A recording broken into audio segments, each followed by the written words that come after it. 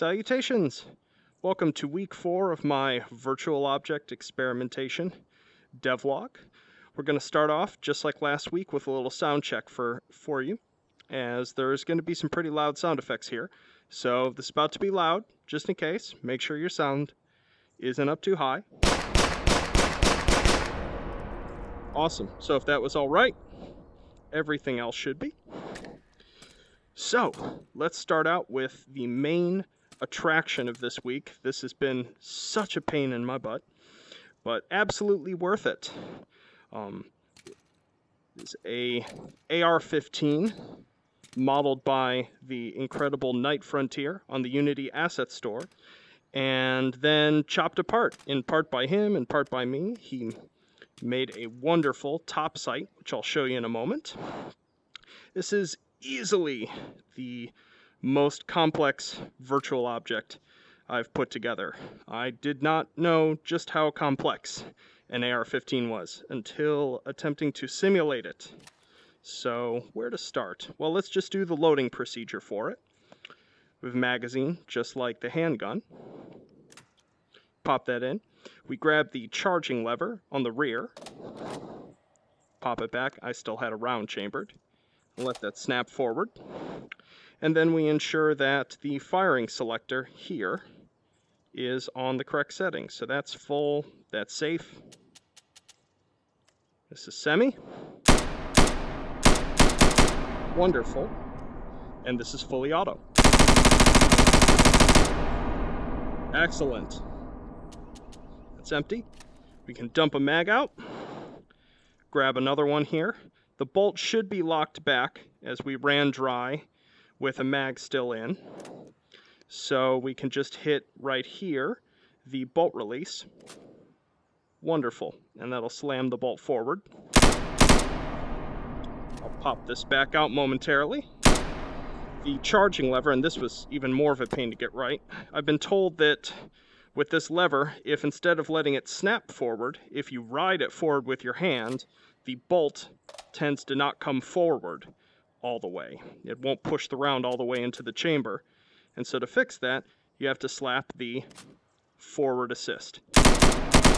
Wonderful. So all that's in there. Seriously, it was such a pain. Oh, and I'm dropping things. Let's grab another mag. And then to actually aim it, we've got a couple options here. We've got, as I mentioned before, the brand new top sight, which is better for short range. I'll pull this, I'll take a look down this here.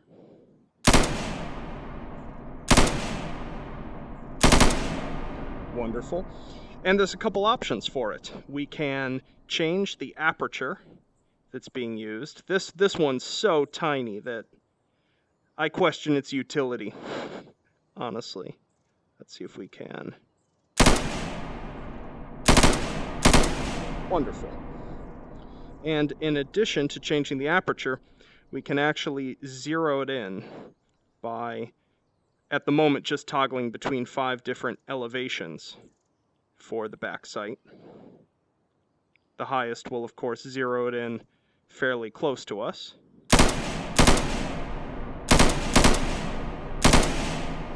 Wonderful.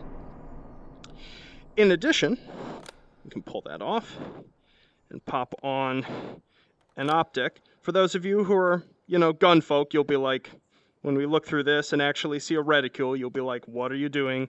This is just an amplifier. I don't have a good red dot model at the moment. So in this case, it's unrealistically a combination. So with this, we can check out things at distance and try to hit them. Now you'll notice trying to aim at something about 50 meters away like that is a pretty jittery experience. Now I think honestly this is mostly my hand and not the tracking. And obviously we can't actually get this into our shoulder the way we would a real rifle. And so this is my first attempt. It's not perfect. But the way this works is that if you grab the foregrip, instead of using the actual position of the hand, it uses a filtered version. Let me actually get some ammo here. There we go.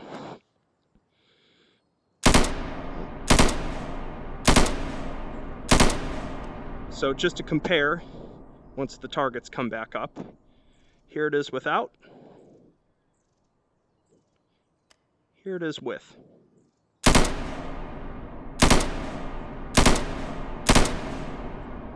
So I'm not in love with it.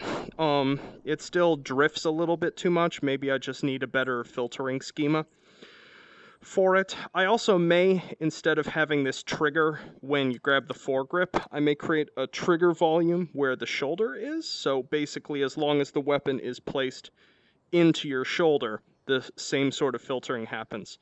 I haven't had enough time to try out both options. Thus far, it's been an absolute blast to shoot. All right, on to the next thing. Oh, I have forgotten to do this for 2 videos straight, so I'm going to do it right now, because several folk have asked about with the shotgun, once you fire it and pop it open, some have asked, you know, it should auto-eject, or there should be some other way of getting the shells out of the shotgun other than pulling them out. I actually implemented this 2 weeks ago. You can actually just jerk the shotgun back and the shells become physical and they fall out. So I wanted to show that briefly. Wonderful.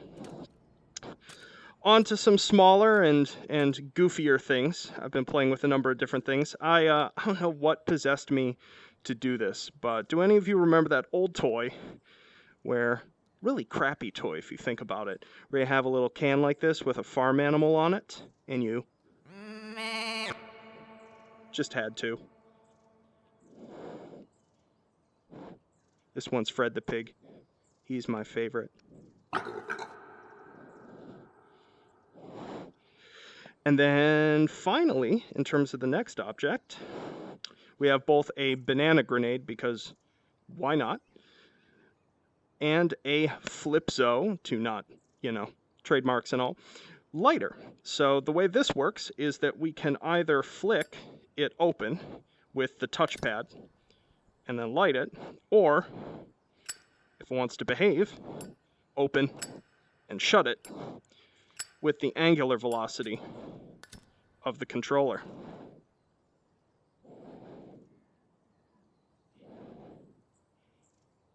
Flame's not perfect, but it'll do for now.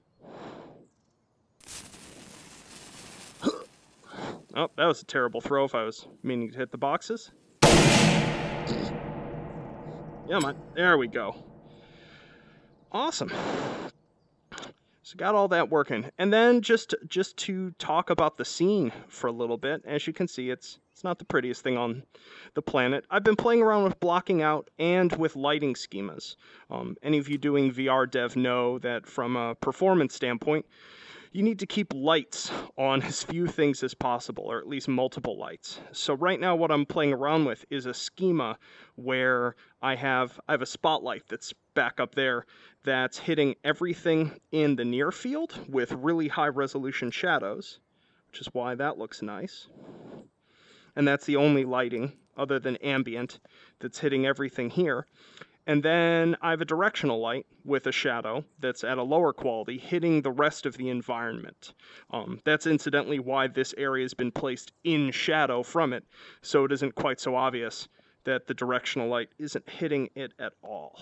And I'm hoping that this ends up working out to be a good schema for this environment, because I'd like to fill this up with lots of exploding targets and other decorations, some catwalks up there, etc.